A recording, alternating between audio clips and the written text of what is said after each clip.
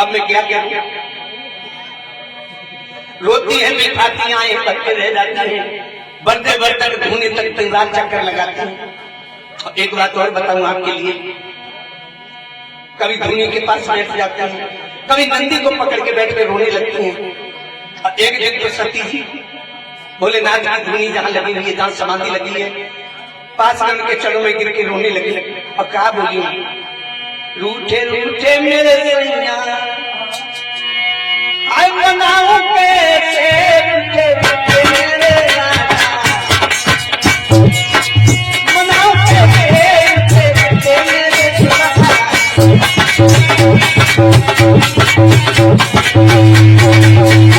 रूठे रूठे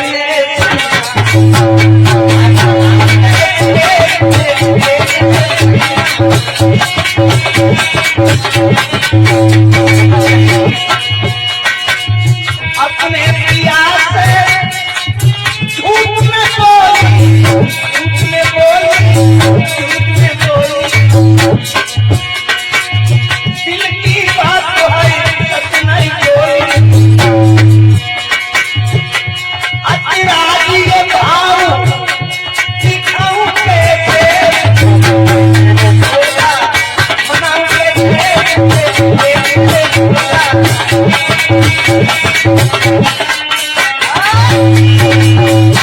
आज सती जी भोलेनाथ के योग में पागल से हो गई।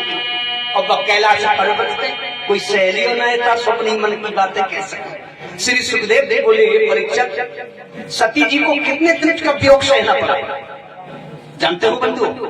बीते संबंध कितने दिन, जरा ध्यान देना बंधु। और हमारे छोटे भाई अब की तो बड़ा नोट दे गए, हमें तो मालूम है कुछ लाने में चालू है। बहुत बहुत धन्यवाद। 20 रुपए ड्राइवर साहब हमारे धीराज सिंह छोटे भैया दान करके बहुत बहुत मतलब नहीं कहूंगा। और हम तो यही दुआ करते हैं हमें सब खुशहाली में जीते रहो। ध्यान रखना, बीते संबंध सहस्र 87 और जगी समान शंभु अविनाश। सहस्र 87,000 वर्षों का सती के जरा झूठ ने सती को भोलेनाथ से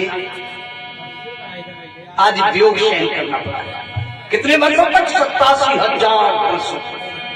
श्री सुखदेव जी बोले कि राजन परीक्षा, सती का शरीर सूख के कांटा सा हुआ और 87,000 जब वर्ष व्यतीत हुई है तब क्या हुआ? राम नाम शिव सुमिरन लागे और जाना सती जगत पति जागे। 87,000 वर्षों के बाद भोलेनाथ की समाधि टूटी है। ओम सत्य मुख से निकला, सती जी को होश आया, मेरे प्राणेश्वर समाधि से जाके पास में गई है। भोलेनाथ ने बड़ा आदर किया, आसन देकर के पास में बैठा तो लिया है, लेकिन भैया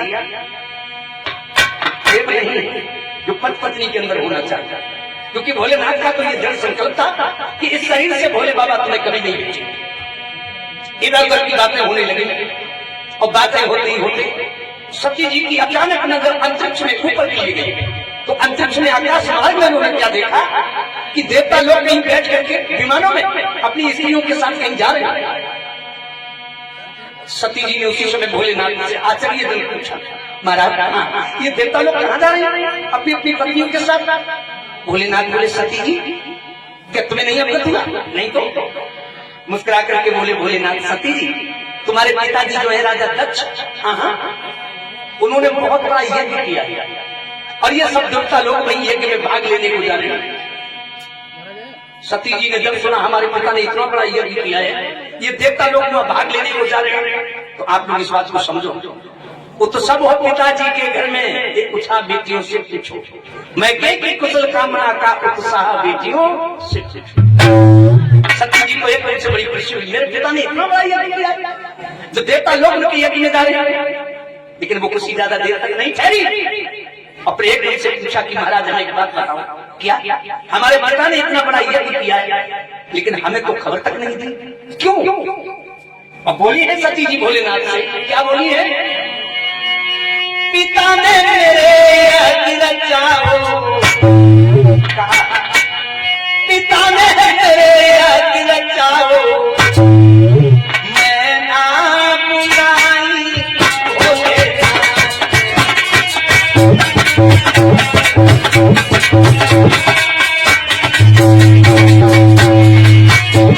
पिता ने मेरे यज्ञ रचाओ, मैं ना बुलाई बोले।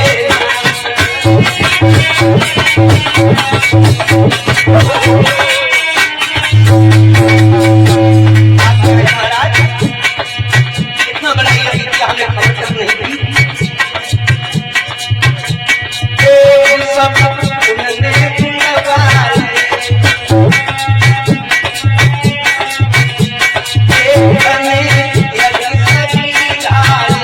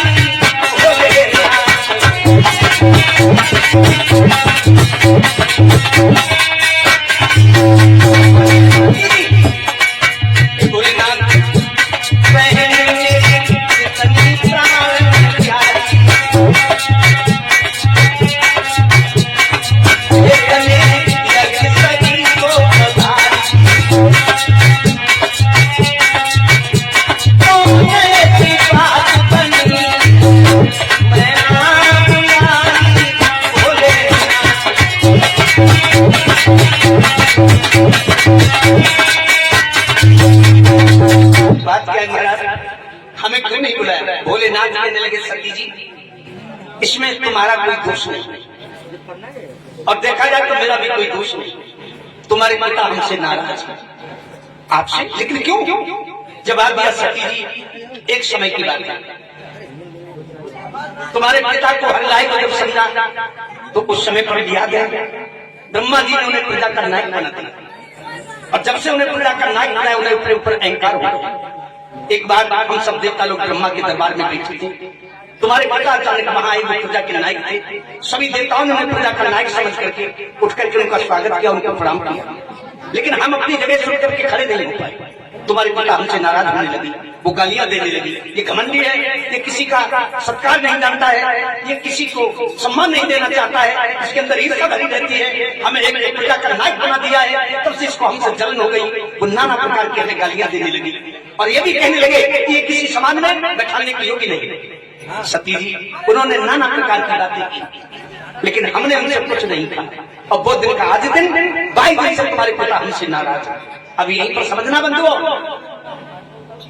राजा दक्ष ने अपने दामाद भोलेनाथ को गालियां तक दी, लेकिन भोलेनाथ ने कभी भी सती जी से ये नहीं कहा कि तुम्हारे पिता ने हमें गालियां दी। अब आजकल के नौजवान ससुर साहब से खटपट हो जाए तो ससुर साहब से कुछ नहीं कहेंगे, घर आके दुल्हन को हाथ जमाए, तेरे बाप ने दहेज नहीं दिया, दहेज नहीं दिया तो नहीं दिया, और सारे समाज के सामने हमारी बेइज्जती की, तू घर में से जल्दी से निकल। बेचारी को बसी तो वो शुरू कर दी, जरा समझना, गालियां तक नहीं, लेकिन समाज की बड़ी गलत प्रक्रिया है।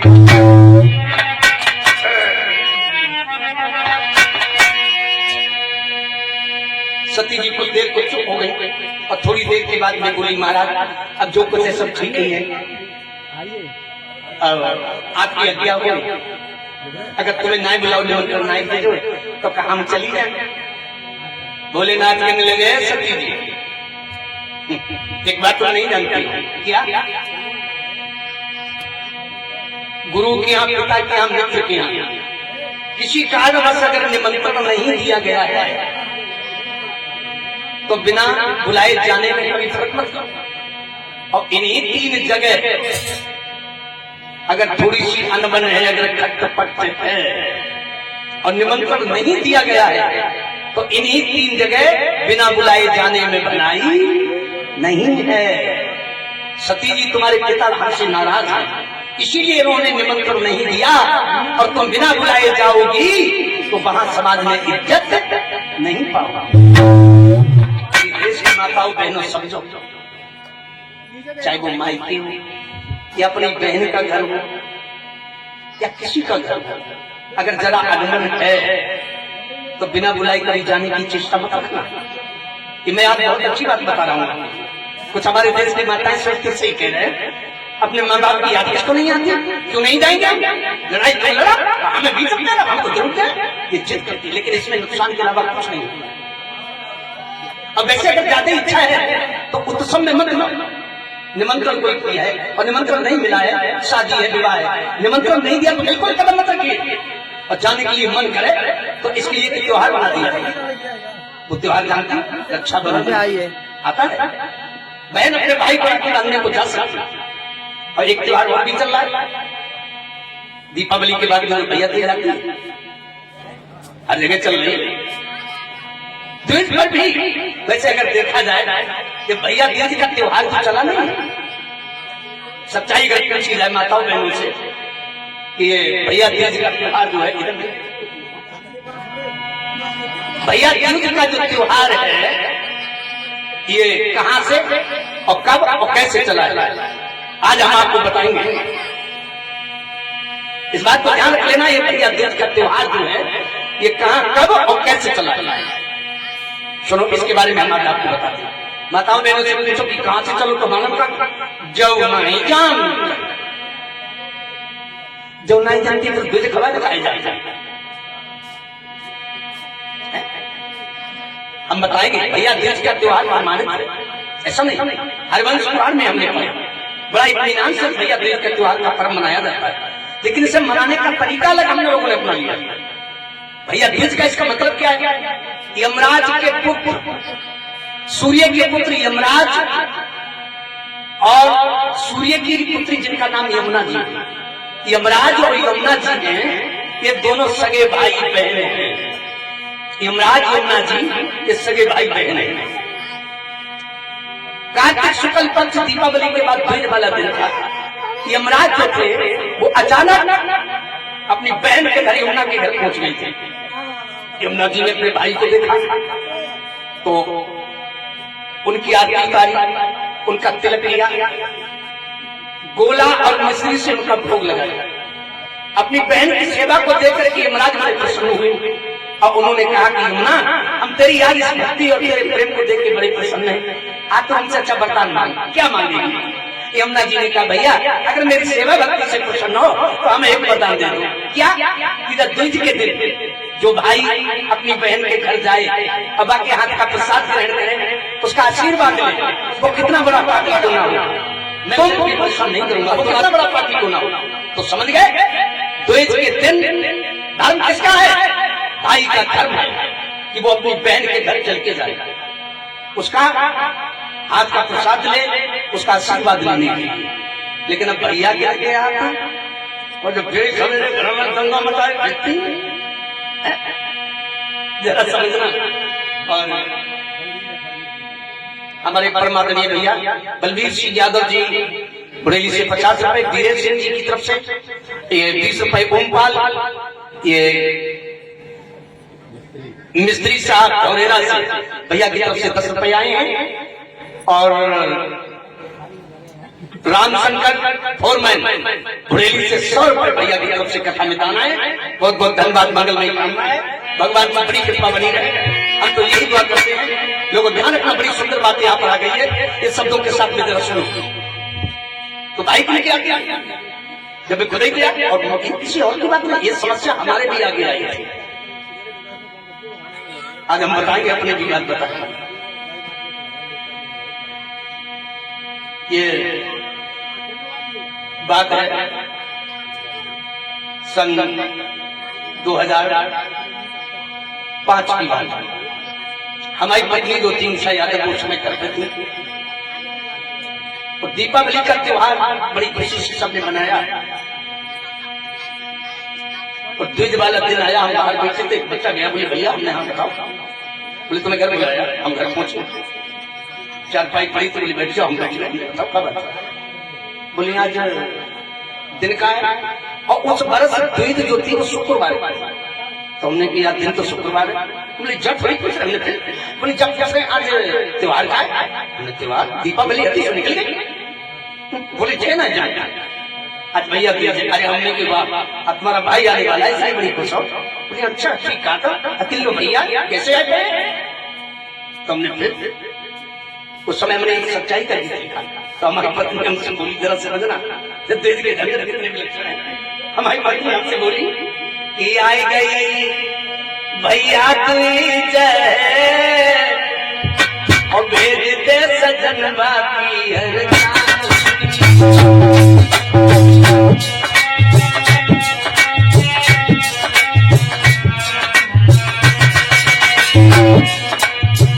हमसे बोली भेज ना। देखो ना रात भरे की बात चलिए तो अरे हमने के दिमाग से बात जाना पहले हमारी बात अरे हम समझाने लगे हमने हमें बात जाए तो समझा हमने भी सुनो और जहाँ मैंने देखी हुई घर में मेरे साहब आ जाए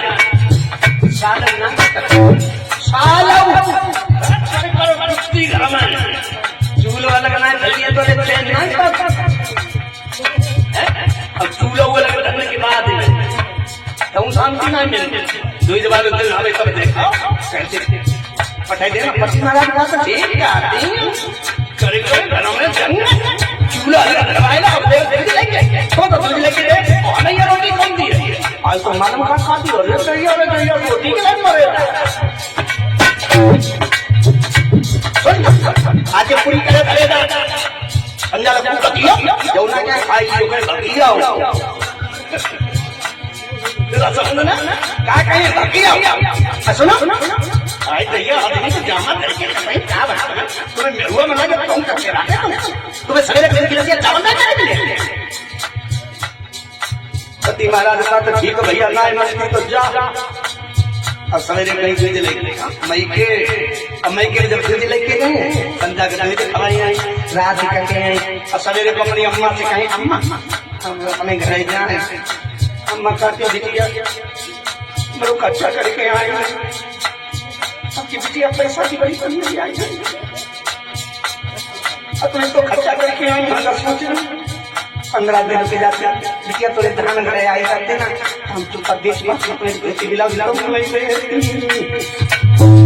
भैया बात धोती ब्लाउज के चक्कर में 15 दिन की कौन का एक महीना हो जाए घरे बेचारे तीनों फूकत मरेगा मैं भाई हमने अपनी ऊंचा से काम नहीं कर सुनो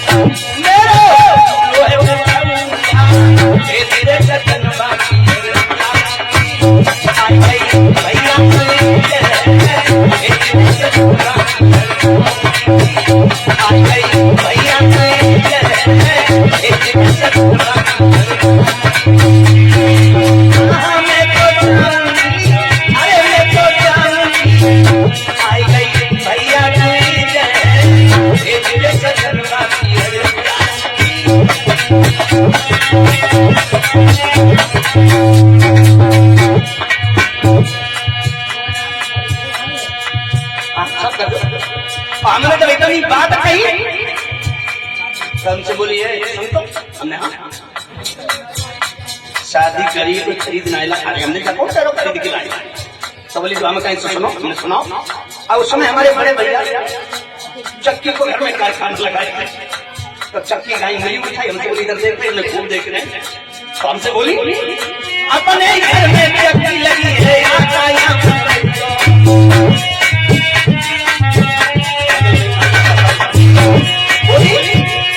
अपने घर में चक्की लगी है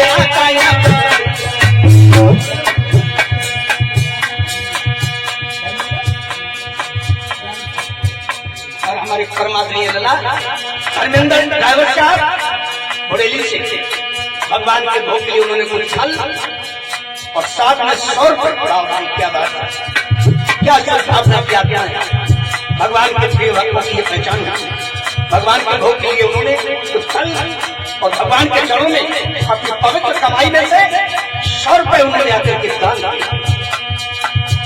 हम तो बस यही प्रार्थना करेंगे महाराज धर्मदेव जी से माँ भगवती दुर्गा से महाराज जहाजान जी से भैया के घर परिवार में बड़ी खुशहाली बनाए रखे आप सभी लोग घर के रास्ते पर चलते रहे भगवान की हमसे बोली कि सुनो अपने घर में चक्की लगी है अम्मा जी से कह करके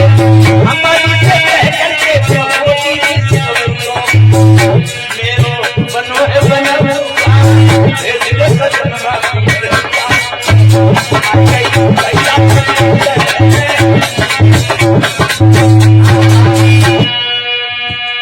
इतनी बात जब हमने सुनी तो हमने राय मंदिर को जाओ लेकिन एक बात हमारी सुने ना हमने दूध खावा सुबह को करे और धोती ब्लाउज के चक्कर में ना ना इज्जत नहीं तो हम मने नहीं करते माता बहन दूध लेके को बेटा मगर कोई ढाकर को समझा के दूध खावा और सुबह को पे करे लेकिन को काम अब तो दुनिया बड़ी विलक्षण है जिस समाज का विलक्षण वैज्ञानिक पल जगत में चमक दमक को मान और ना गुण की पहचान कपड़ा हो तो चमक दमक को भले ही चले दिन चार कपड़ा हो तो चमक दमक को भले ही चले दिन चार और भोजन हो तो चमक दमक को खाए कोई बीमार भले ही करे नुकसान जगत में चमक दमक को दुल्हन हो तो चमक दमक की भले ही न करे कछु काम जब देश की दुनिया रीति देखो दुल्हन हो तो चमक दमक की भले ही न करे कछु काम और दूल्हा हो तो चमक दमक को लुटाई दे, काम करे तो काम तो बिगड़े साल, और जगत में चमक दमक को भजन अगर चटकीला है तो बजेगी तालियां खूब, और ना है तो सोफा सुनते सुनते जाए नींद में डूब, उठ के घर को करे बयान, जगत में चमक दमक को। लेकिन लोग भारत के लोगों जब संस्कृति को क्यों बर्बाद कर देगा, होश में आ जाओ। अब तो ऐसे ऐसे लोग गीत गाने लगे जो कहने मुसलमान थी। आज सवेरे को झाड़ू लगाए तो जन आया सोचे लाओ कोई रामायण में से कोई भजन नहीं गाएंगे। अब तो बाल में झाड़ू लगे जो गाना कौन सुन रहा हो, हमारे गाना में तुम्हारो का काम है जो भजन हो रहा। अरे हम और लेके गए अपने बात बता रहे हैं, हम आज ऊपर नहीं अपने ऊपर बात बता रहे हैं। सन 2099 में शादी हुई थी। एक में हम हरदोई डिस्ट्रिक्ट में प्रोग्राम करने के, उसमें हमें अपने पिता की घर थी। उधर से जब हम वापसी में आए थे और यहाँ शंबल से थोड़ा आगे बढ़कर के बदरास पड़ती, वहां पर हमारा प्रोग्राम था। वहां जाना था दूसरे दिन। तो जब शाहजहानपुर हम रेलवे जंक्शन हुए तो हमने संगालों से भैया चलो और बच्चे यहाँ हैं, अब कल हम आ जाएंगे तो कल टाइम से निकल चलेंगे। बोले कल आ जाओगे? बोले हाँ, हमने बिल्कुल आ जाएंगे। बोले ठीक है, लेकिन ध्यान रखना। बोले हाँ, हमने चिंता नहीं कर भाई, लोग इधर को चले आए। शाहजहानपुर से सीधी ससुराल पहुंचे। ससुराल के तो ठाक लोग शाम को ससुराल में पहुंचे, बड़ा इज्जत और भाई। शाम को हमारी पत्नी बैठी, हमने उनसे सुनती हूँ भैया बताओ हमने कल घर चलना है। बोले हमसे कहा पूछा तो घर वाले से हमने दो समस्या, ब्याह हुई सब कुछ ही, घर वाले परमिशन हो लेने पड़े। चलो हमने कोई बात नहीं। सुबह के लिए हम लोगों से बोले, हमने भैया हम घर जाना चाहते हैं। बोले हम मना नहीं कर रहे। और तो ने इशारा किया, बोले यहाँ आओ, आज बड़े मान जाओ, आज ना कल चले। हमने क्यों? बोले आज हम शहर जाए कुछ चीज नहीं है। तो हमने चलो कोई बात नहीं, जब तुम्हारी जाए आज रुकते भोजन बना, हमने भोजन खाया। अभी कपड़ा पहने के बाहर निकल गए। बोली सुनता हूँ हमने हम बताओ क्या बात? बोले हम तो डायरी शहर के लिए हमका मना करना है। बोले ऐसे भूल हमने तो कैसे गया? बोले कुछ जब आप हमेशा ध्यान रखिए, व्यक्ति बाहर नौकरी करता हो और घर जब आवे तो जो चीजों को मैंने पहचान करके देखी, हमेशा ध्यान रखिए। अम्मा अगर घर पे होगी तो अम्मा का देखेगी पेट, आप लला तो बोलो सफर करके आओ, भूख को रोटी रखी गली रोटी खाइए, क्या तो बनाई। और घर में मेम साहब है तो मेम साहब का मालूम कर पहले जिम कमाई के लिए कमा और सवेरे को हमने देखो लोग तमाकू के लिए कुड़ियां निकले, तमाकू के लिए पैसा मांगो, कतार में खुद देख ले। भूपा जी बुआ से मांग रहे थे 10 रुपया।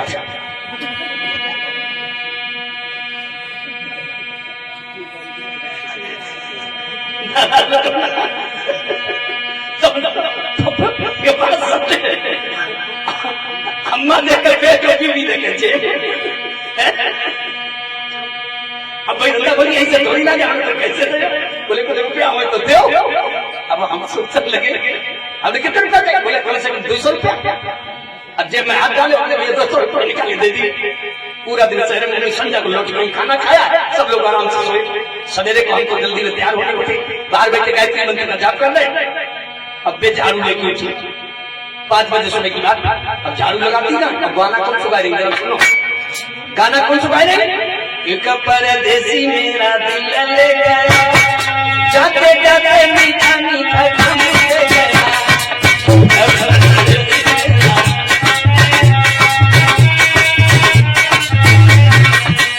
हमारे कान में आवाज आई, हमने कही बात सुना। बोली कहा हमने यहाँ झाड़ू आ, हमने कही बात बता। बोली कहा बता। तो हमने कही 200 रुपया हमारी जेब से खर्च हुए और दिल तुम्हारा कोई हो नहीं। ऐसा नहीं बोली तो जब देखो तो ऐसी बातें करेगा तो समझदारी से काम लीजिए। प्रभात काल के समय जब भी उठो भगवान का स्मरण करो, उस परम पिता परमात्मा को गुणगान करके उठो, जिसके एक नाम मात्र से सारे कलेश सारे संकट दूर हो जाते हैं। हमेशा याद रखो, घर की दिनचर्या बनाने के लिए उस परम पिता परमात्मा को कभी मत भुलाइए। सब मार्ग चल करके तो देखो आपके जीवन की दुनिया ही बदल जाएगी। सत्य की हमेशा विजय होती है। असत्य का सहारा लेकर के जो लोग जीते हैं वो कभी समाज में सक्षम नहीं होते। ये मैं पूर्ण विश्वास के साथ कहता हूँ। और जिसे परमात्मा पर जिस जगह पर पूर्ण विश्वास होता है उसकी लिए कामयाबियां उसके कदम चुनती हैं। भगवान की दोनों यार बात को ध्यान रखो। इस तरह से भोलेनाथ आज सती जी को नाना प्रकार से समझा रहे हैं कि सती जी अगर तुम बिना बुलाए जाओगी तो समाज में इज्जत नहीं पाओगी। जरा समझना बनिए। सती जी को देख लीजिए रोई और बोली महाराज आपको ऐसी बातें करते वैसे हमारी अम्मा ना और दमानों से तुम्हें कर ज्यादा प्यार करते हैं। भोलेनाथ कहने लगे तुम्हारी अम्मा और दमानों से हमें प्यार करती हैं तो बेये चिट्ठी हमारे पास भेज देती हम कैसे माने। सती जी फिर चुप हो गई और फिर रोई को बोली क्या बताना अब की बहुत दिन हुई है बड़ी दिल जी को नहीं देखो अब आज सवेरे हम एक तो बुरो बढ़ रहा है सब छुई नहीं लगा।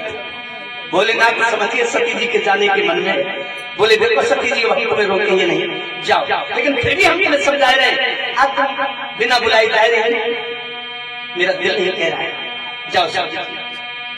और उन्होंने तुरंत नंदी को तैयार कर दिया, सती जी को नंदी पर बैठा दिया है और 2 गण भगवान शिव ने पीछे लगा दिए और उनसे आदेश किया कि भैया अगर वहां किसी प्रकार की कोई संकट मुसीबत आए तो तुम हमें आकर के खबर कर देना।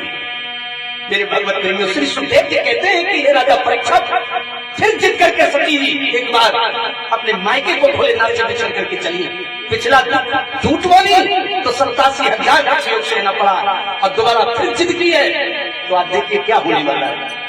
बड़े अरमान है सती जी को मायके में पहुंचूंगी पिता देखिए कितना सम्मान देंगे बहनें हमारी देखकर कितना खुश हो जाएंगी।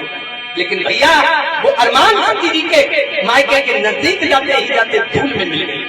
कैसे क्या हुआ पहुंची पर दाद नहीं पहुंची पहनाई फैलाई बबुला ने बात नहीं कच पूछी भैया कचवाए सहाय।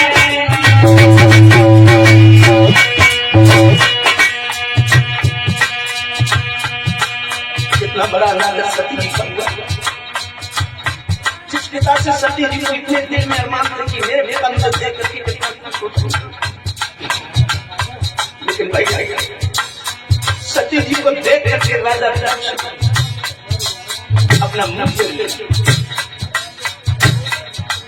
सती की बहनें जो थी जिन्हें सती जी को सम्मान ये उम्मीद थी इतना सम्मान देंगी वो बहनें कैसी आई हंसती हुई और जो बच्चे ना दिया को घेरे घेरे से बोलिए कैसी भीड़ लगा रखी क्या तुमने इनको देखा नहीं कि भोलेनाथ की पत्नी है और देखो बिना बुलाए आए बिना बुलाए कितना बड़ा बड़ाना मारा उन बहनों ने।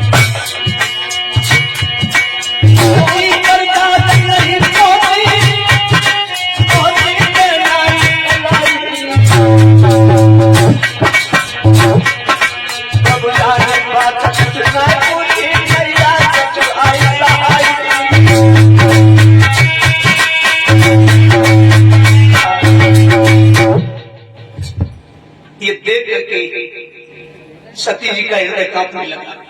राजा दक्ष ने मुंह फेर लिया, बहनों ने ताना मारा,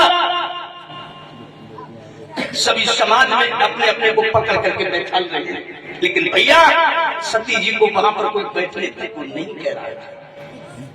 लेकिन इस चीज में मैंने बताया दुनिया पिछड़ जाए दुनिया नाराज हो जाए लेकिन एक माँ ऐसी चीज है जो अपने संतान से कभी नाराज नहीं होती।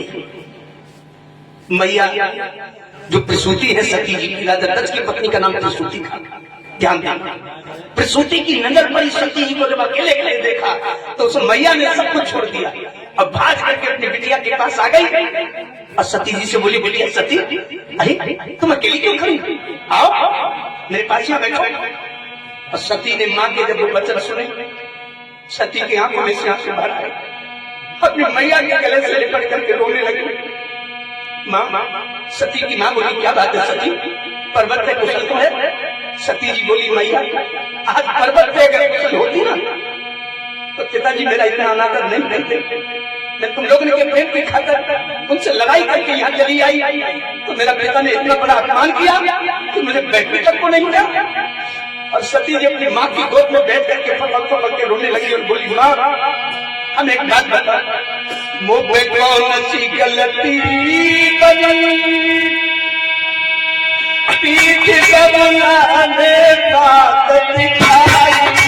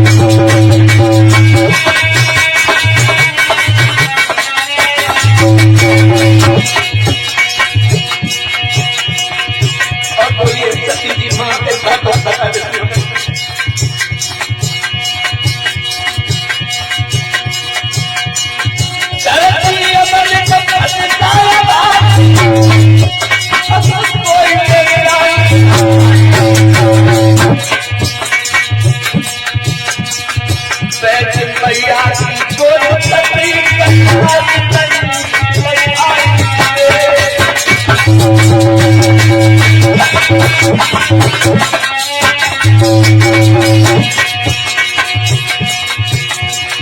मूल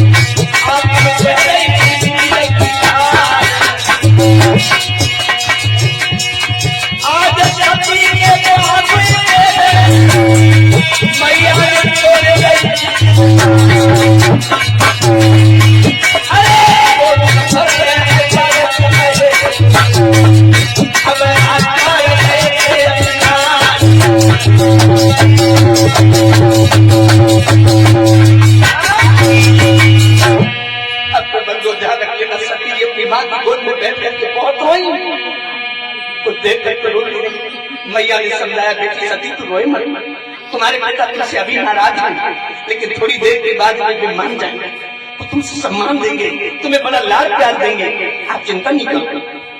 श्री सुखदेव जी बोले कि राजा कुछ देर के लिए सती के दिल में धैर्य बन गया, और जब धैर्य बन गया तो एक बात और बताऊं आपको। हाय हाय सती जी ने अपने हाथ से पूछा, मैया की गोद से उठ के खड़ी हो गई और अंगेला को पकड़ करके जब चली हैं तो यज्ञ स्थल की तरफ बढ़ी, लेकिन सती जी ने यज्ञ स्थल में क्या देखा कि यज्ञ में सभी देवताओं का भाग, लेकिन भोलेनाथ का वहां पर कोई भाग नहीं। और यहाँ पर एक बात और बताए, बड़ी महत्वपूर्ण बात है, जरा समझो बंधु। पत्नी अपने पति से कितना भी लड़ती हो, कितना भी झगड़ती हो, ये बड़ी सच्चाई की बात है। पत्नी अपने पति से कितना भी लड़ती हो, कितना भी झगड़ती हो, लेकिन उसके पति का अगर किसी समाज में अपमान हो रहा हो तो वो उस अपमान को कभी बर्दाश्त नहीं करते।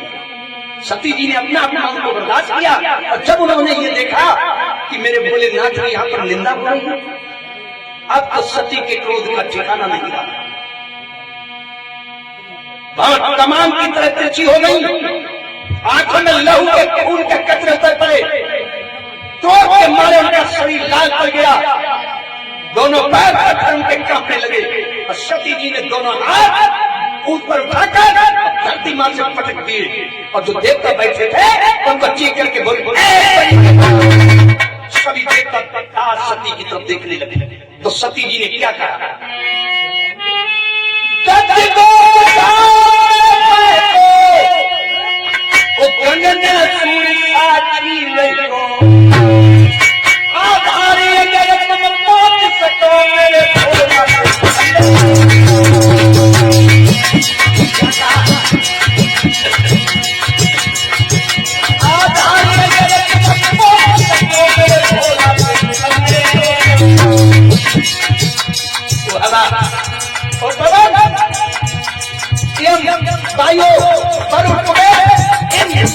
मेरी बात सुनो, अगर तुम पहुंच सको तो जाओ, मेरा संदेशा मेरे भोलेनाथ तक पहुंचा दो। कह देना श्री अग्नि देव की गोदी में ये सती सती परछाई है, अरे बहुत मुश्किल कर तुमको या बलिदान चढ़ाती है।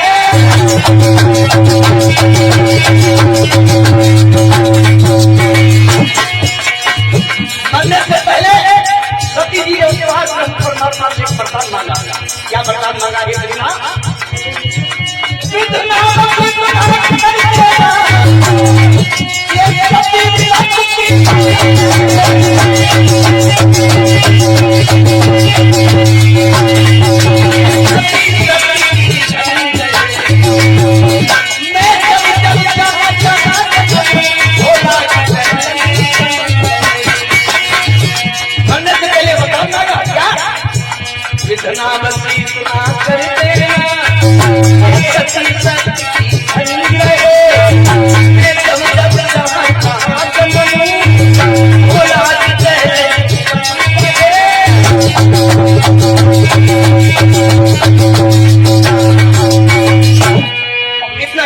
बाद में सती जी ने क्या किया, जो यज्ञ कुंड जहाँ हवन हो रहा था, आग की लपटें आसमान को छू रही थी, सती जी अंगेला में बढ़ती चली गई। क्या किया उन्होंने, और चलते हुए कुंड में भैया सती पड़ी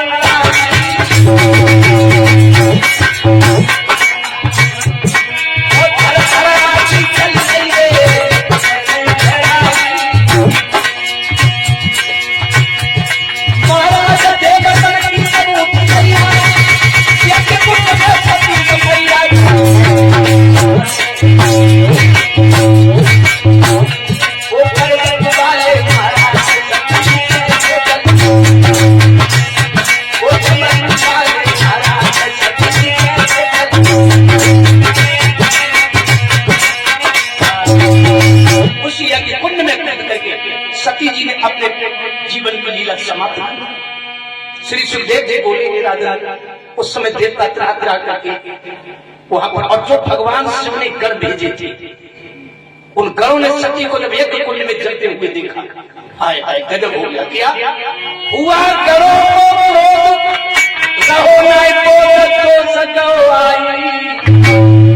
और देवतन पर धर के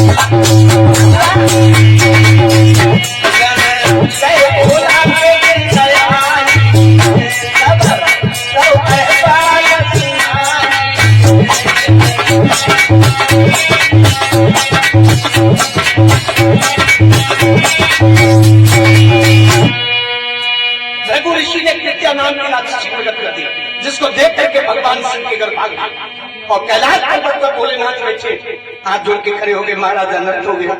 भोलेनाथ बोले, क्या हुआ? कहने लगे, भगवान सती मैया का वहां बड़ा अपमान हुआ, उन्होंने अपने अपमान को बर्दाश्त कर लिया।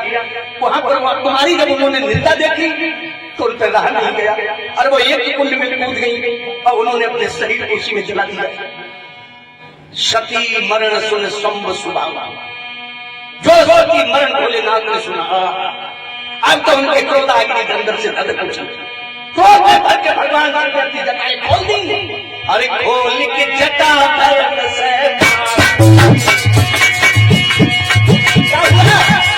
खोल के जटा भरत से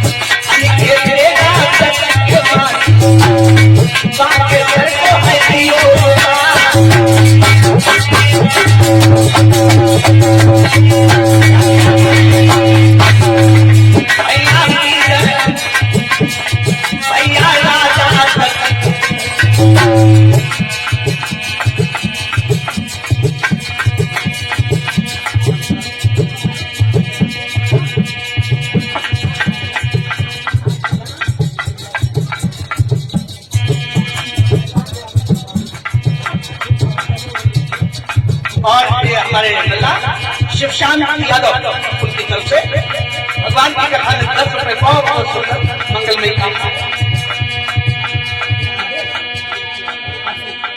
और अभिषेक यादव की तरफ से 10 रुपए भगवान की कथा में दान है। और हमारे परमादरणीय श्री रामदास जी की तरफ से 20 रुपए भगवान की कथा में दान है।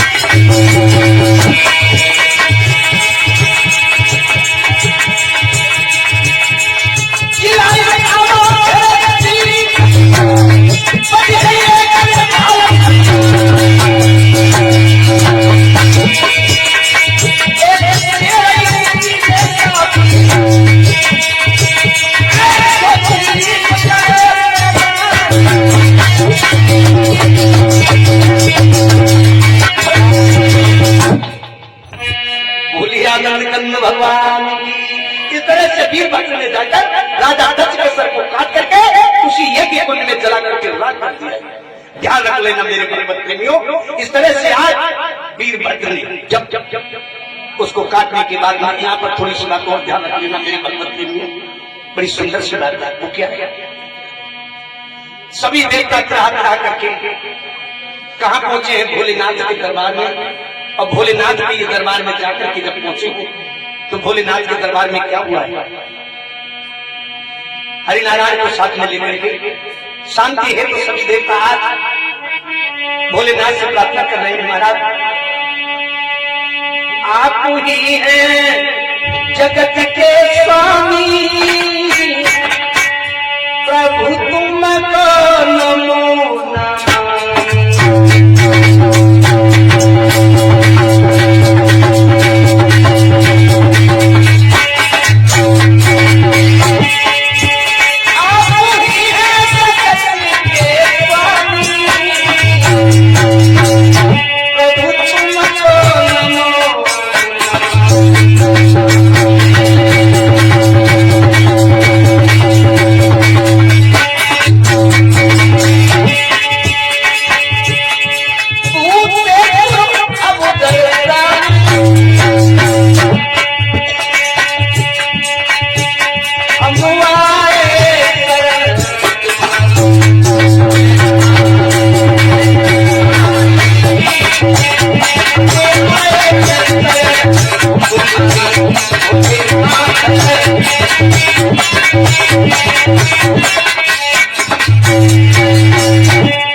बोलिए महादेव की। उस समय भोलेनाथ का क्रोध शांत हुआ और कहने लगे देवताओं, राजा दक्ष की करने का तो फल से मिलना ही था। जाओ राजा दक्ष के सर को उसी समय जो जल के राख हो गया था, अब जीवित करने के लिए सर कहां से, बकरे का सर काट करके राजा दक्ष की लगाया। ये तीनों शक्तियों ने संजीवनी विद्या के द्वारा राजा दक्ष को पुनः जीवित किया। तब जाकर के राजा दक्ष का यज्ञ पूर्ण हुआ। और बता दूं आपके लिए, जो सती जी यज्ञ कुंड में जल करके राख हो गई थी, वही सती जी का पुनः दोबारा जन्म कहाँ हुआ, इस जगह हुआ था। मंगलमय कामना है, भगवान सदा प्रसन्न रखे। और हम तो यही दुआ करते हैं घर परिवार में बड़ी खुशहाली बनी रहे, सब लोग धर्म के रास्ते पर चलते रहे। और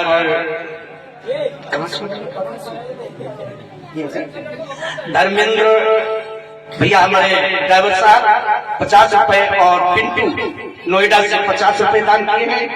केंद्र भुड़ेली से 20 रुपए, पंकज 20 रुपए, पूरन सिंह 20 रुपए, जीत सिंह 20 रुपए, सुभाष जी 20 रुपए, अनेक पाल जी 20 रुपए, प्रमोद जी 20 रुपए, राबेश जी 50 रुपए। आप सब लोगों ने जो दान किया है, याद रखना दोस्तों। आज संकट सदर शीश नैले,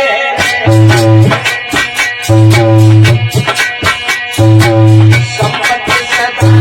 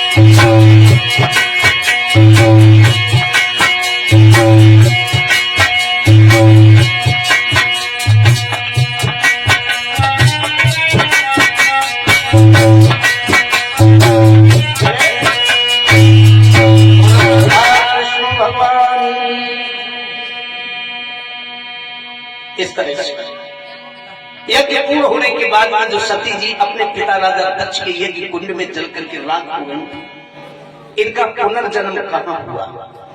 श्री सुखदेव जी कहते हैं राजा परीक्षक हिमालय पर्वतीय एक राजा थे जिनका नाम था हिमांचल, और राजा हिमांचल की पत्नी थी जिनका नाम था मैना। कितना सुंदर नाम है, मैना। राजा हिमांचल की पत्नी का नाम था मैना। एक बात ध्यान रख लेना, घर में सब सुख, पुत्र हैं, राज्य, धन कोष, लेकिन घर में कोई लड़की नहीं है। मैना दिनों रात सुस्त रहते हैं। एक दिन राजा हिमांचल से बोली, महाराज भगवान को दया सभी कुछ घर में है, और घर में कोई बिटिया नहीं है। पहले समझो लोग, पहले के लोग जब कामना करो करते कि भगवान हमको एक लड़की दे दे। अब आज 4 बेटियां घर में जन्म ले ले तो लोग समझे तब पे मुसीबत का पार खड़ा हो गया। लेकिन एक बात अपने ज्ञान की आज आपको बताएं, जरा समझना। एक चीज है, घर में अगर लड़की का जन्म होता है तो मकान हंसता है, दुनिया भलाई, लेकिन लड़की का जन्म घर में जब हो तो उस दिन मकान हंसता है, और लड़का का अगर जन्म हो तो मकान रोता है। आप लोग सोच रहे भाई ये तो हम पहली बार सुन रहे, ये सत्य वचन है। मैं आपको प्रमाण करके दिखाऊंगा कि लड़की के जन्म पे मकान रोता क्यों है, हंसता क्यों है, और लड़का के जन्म पे रोता क्यों है। लड़की के जन्म पे मकान इसलिए हंसता है, बिटिया के जब घर में जन्म हो तो मकान क्यों हंसता है। तनिक सयानी हुई गई है तो अम्मा से पूछे, अम्मा कौन सी मिट्टिया में, कौन से तालाब में मिट्टी निकल रही, देखो को दरवाजे फूट गए जब बनाए लेते। तो मकान सोचता है जब तक घर में रहेगी ये मुझे कभी कपड़ा फूटा नहीं रखेगी, मुझे कभी गंदा नहीं रखेगी। इसलिए लड़की के जन्म पे मकान हंसता है, और लड़का के जन्म पे रोता क्यों है। मकान इसलिए रोता है, सोचते हमने यार एक दरवाजा है, अब चारियों घर में पैदा हुई है तो फोड़ फाड़ के चारों तरफ करेंगे, इसलिए लड़के जन्म के मकान बनता है। याद रखो क्या हमारी बेटियों की महिमा है, क्या उत्तम दायरे हैं, इस चीज को समझना चाहिए मेरे बड़े बड़े प्रेमियों। यही संसार किसी के आज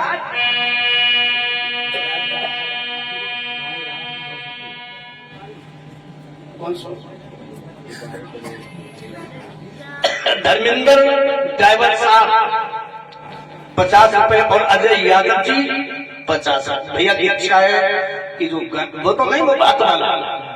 अच्छा चलिए भैया ड्राइवर साहब की इच्छा है, बड़ी दूर से चल के आए, कह रहे हैं कि गुरु जी हम ये सोच चलो मैं जरूर चलाऊंगा, आपकी इच्छा जरूर पूर्ण करूंगा। ड्राइवर साहब आप लोगों ने उसका मान दिया है और हमारे इस गीत को जो मान्यता दी है इसके लिए आपको बहुत बहुत धन्यवाद।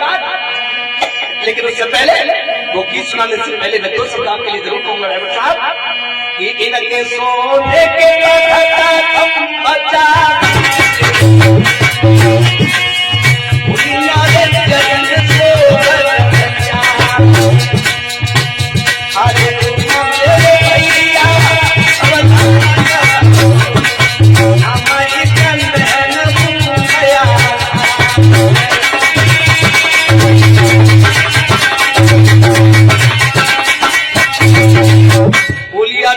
भगवान की दो चाहे दो लाइन में जरूर सुनाऊंगा उनके लिए। छोटो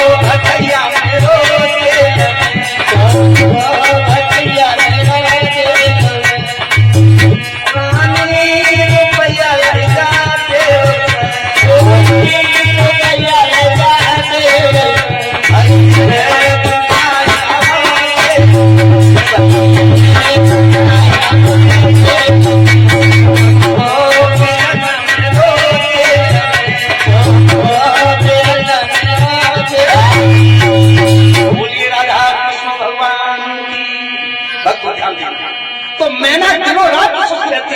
एक दिन राजा हिमाचल से बोली कि पिया भगवान को तो सभी कुछ करने लेकिन कोई लड़की नहीं।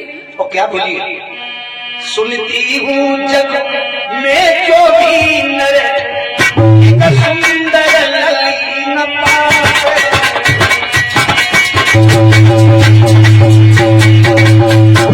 होश में मुंडक में अरे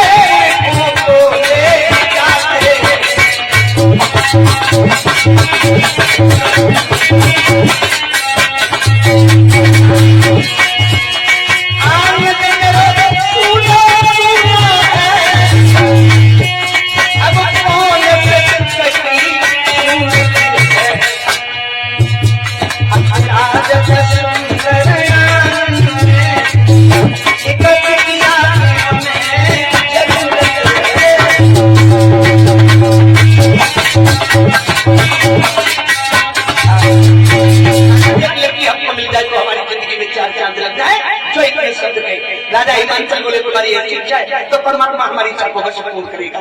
और समय आने पर बड़ी मैना गर्भ धारण करती है और श्री सुखदेव जी बोले राजा परीक्षित, उन्हीं मैना ने एक बहुत सी सुंदर सी बिटिया को जन्म दिया। और जब जन्म दयो है ना तो बड़े सुंदर नाम पड़ो है। पहले नाम रखते थे लोग वैदिक रीति से, क्या नाम रखा गया है? गिरिजा। और ये गिरिजा कोई और नहीं, वही सती है पूर्व जन्म की, जो अपने पिता राजा दक्ष की यज्ञ में जल के राख हो गई और अब की बार आदि शक्ति जगदम्बा माँ भवानी गिरिजा के रूप में आकर के अवतरित हुई है। बोलो गिरिजा मैया की, तो गौरी माता कहते हैं। बोलो गौरा माता की, इन्हीं को पार्वती नाम दिया गया है। आज राज शक्ति का जन्म राजा हिमाचल के यहाँ हुआ है। और बंधुओं, समय की सीमा समाप्त हो चुकी है। इनका पुनर्विवाह कितने दिनों के बाद भोलेनाथ के साथ हुआ।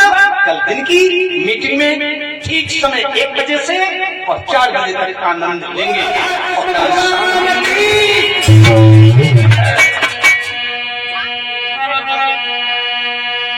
आइए 2 क्षण के लिए प्रभु के नाम का कीर्तन, उसके बाद आरती और प्रसाद लेकर के सब लोग जाएंगे।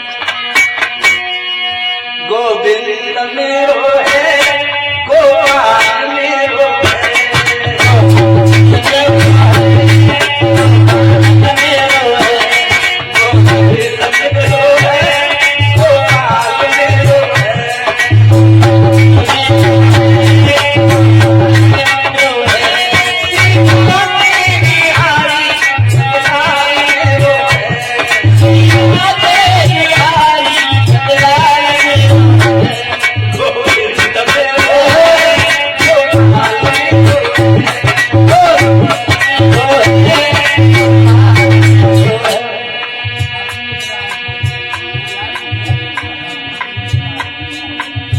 अर्जुन लला हमारे खिलाड़ी जिससे बधाइयों से बहुत बहुत धन्यवाद। बहुत दिनों के बाद खिलाड़ी गांव का नाम आज सामने आया है। अर्जुन जी की तरफ से खिलाड़ी से 100 रुपए का बड़ा सुंदर दान आया है। भगवान बड़ी असीम कृपा बनाए रखें, सभी लोग धर्म के रास्ते पर चलते रहे।